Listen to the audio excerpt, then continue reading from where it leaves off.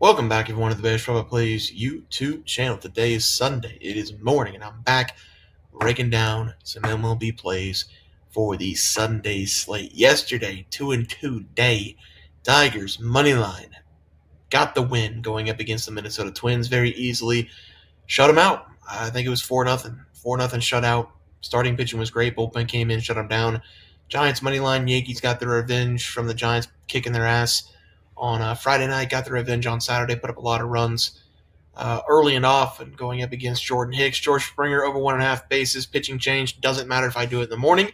Doesn't matter if I do it at night. Doesn't matter if I do it 2 hours before the game. Because guess what?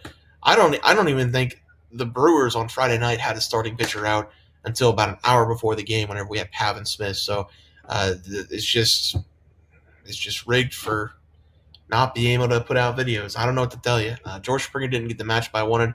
Looks like he's going to get the match we want today, which I'm going to take him for one of my things. But over 1.5 bases, didn't get on base. Miles McCullers 3 runs given up in 5 innings. 2 runs in the first inning. I thought it was going to be smooth sailing. Thought it was going to be very easy. He made me sweat a little bit, but he did give up the 3rd run to the Fighting Phils. So we got 2 wins on the board, 2 losses. Still have to be better. And we're going to the bread and butter. Nationals going up against Miami. Nationals minus 138 on the money line. Miami's going to be plus 126 on the money line. Over under 8 runs. If you're looking for an over under, I'd lean under. Cal Quantrill, not a good arm. It's over 6 ERA on the season. Mackenzie Gore still has potential to win a Cy Young this year. This is going to be a guy who's going to come into this game. He's going to throw a fastball right down the plate. He's got a 97, 96 mile per hour fastball. Thing with Mackenzie Gore is, though, that fastball's moving. Changeup's working. Fastball's moving.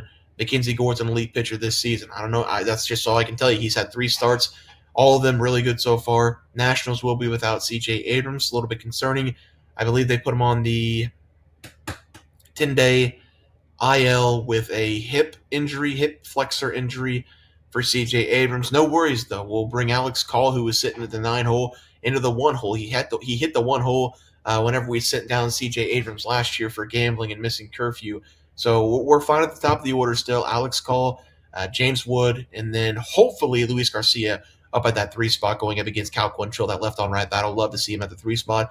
And then we'll go Josh Bell, Nathaniel Lowe, so on and so forth with everybody else. But I think the Nationals have no problem here. Give Mackenzie Gore 2-3 runs of run support. He shuts down the Miami Marlins, and our bullpen comes in. Don't mess anything up. I like the Nationals here, and I'm going to take a minus 1.5 on the run line. It's going to be plus money on the run line. Minus 1.5 for the Washington Nationals. It'll bounce back after. Oh, God, I got to talk about Trevor Williams. My God. Relax. Trevor Williams was good last year. Good, not great. Trevor Williams last year was known not for giving up home runs. And again, this year, he's not giving up a lot. It's just death by a thousand paper cuts. And the Miami Marlins single. Nationals starting pitching. We can go 4 or 5 perfect innings, and then all of a sudden we give up 4 or 5 runs in 1 inning. That cannot happen. Trevor Williams, you're supposed to lead by example. You're one of the veteran guys on this team. I know you're not all that old, but you're still one of the veteran guys on this team with our age. We're very young at the starting pitching spot. Got to be better. Hopefully Mackenzie Gore comes in, the AC is, and shuts them down. 3rd day in a row, Tigers going up against the Twins. I'm not going to shy away from overusing a play if it can make us money. And once again, we're in a spot. Tigers yesterday, they actually closed at plus 126. I got them at minus 104 on the money line, but they were plus 126 right before first pitch, and they won that game 4-0, shut them out. Spencer Wood Richardson on the mound for the Minnesota Twins. Hasn't had the best start of the year. I believe he's over a 6 ERA this season. Casey Mize coming in with a 0.71 ERA. He was really good in the first couple outings. Tigers, once again, the underdog. I don't understand. I've said it every game. Twins bats are not looking good. They scored 0 the other night. We have the better starting pitcher on the mound, and we have the better bats. It's very simple baseball here. Give me the Tigers on the money line. The better team just keeps getting value. So I'm going to take the Tigers once again on the money line as the play. For the player props, Lindor is going up against Luis Severino. Now, his numbers going up against Luis Severino are not the best. The left-on-right matchup is going to be, or I guess whenever he's a switch hitter, but going up against righties this season, he has all of his hits this year. He has not recorded a hit going up against a left-handed pitcher, and I also like him in this game, not just because of what Luis Severino pitches, but because Luis Severino over the last couple games whenever he starts, he gives up doubles and home runs to the leadoff man. So I'm hoping Lindor comes into this game, top of the first, leadoff man, gets the pitch he wants, double or a home run. Would love that for Lindor in this game. I do think he will hit a home run, but I'm going to go over 1.5 bases. Looking at the arsenal for Luis Severino, fastball, sinker, sweeper, cutter, changeup. Now, 13% for the cutter and changeup. Don't really have to worry about those. So fastball, sinker, sweeper. What we're concerned with, sweeper, not a horrible pitch for Lindor this season and last season, but fastball, sinker is what we're really looking for. Fastball, 320 expected batting average going up against that pitch. So he has a 278 batting average on the season. Hitting the ball hard, just hitting it to people.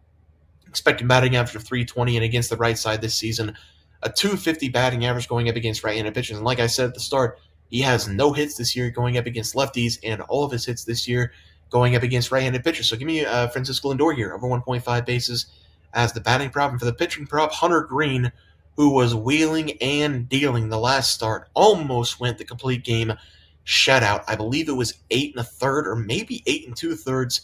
He had, man, I want to say it was like 84 pitches through 8 innings or something like that, and then he just got himself in a little bit of trouble with one out in the top of the ninth. Yeah, one out in the top of the ninth, and he let a couple people on. Reds were only up by a couple runs, so they decided to pull him. I really wish he would have got that complete game, but he's going to be back on the mound here going up against the Pirates. The Pirates this year, some of the worst bats of the season. 28th this year going up against right-handed pitching. I don't understand how the Pirates are that bad. Like, the lineup is not bad. T to B for the Pirates are not that bad. But the numbers this season, 306 against righties in the slug, 291 batting average, and a 27% K rate going up against right-handed pitching. Hunter Greene's going to strike out 10-plus batters in this game going up against the Pirates. It's going to be heat. It's going to be heat. It's going to be heat. And it's going to be slider. It's basically all fastball slider. We get split finger, I think it was like 6% of the time this year. He's got two pitches, and he's going to shove it right down your throat. He's been perfect all year so far. I'm going to take him again in this game.